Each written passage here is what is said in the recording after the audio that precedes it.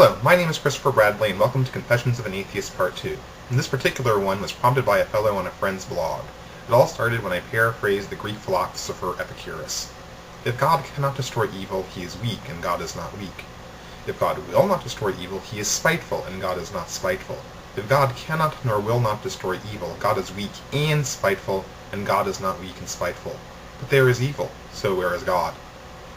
The response to my paraphrasing of Epicurus' question was, to assume that evil exists is to assume that good exists, and that absolute rules determine between what is good and evil.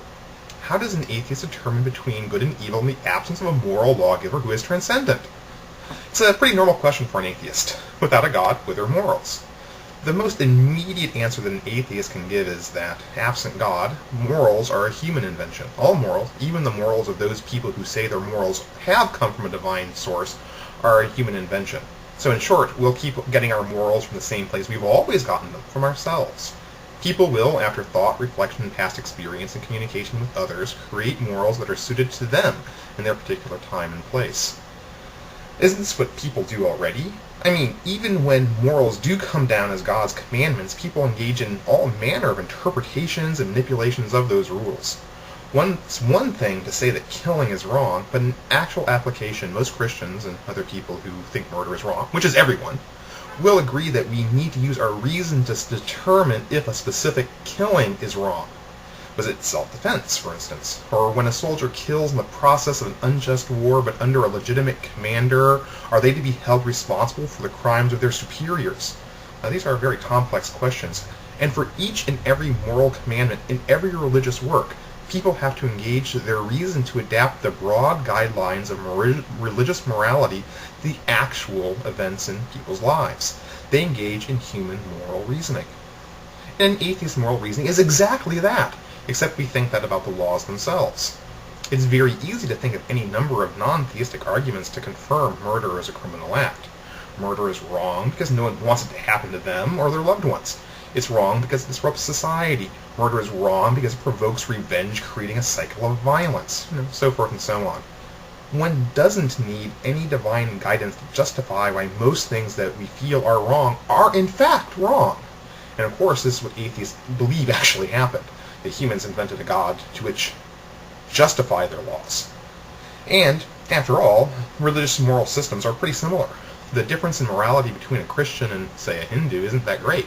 Both regard murder, theft, assault, rape, and 1,000 other things to be wrong. But a Christian will say that a Hindu's gods are false gods.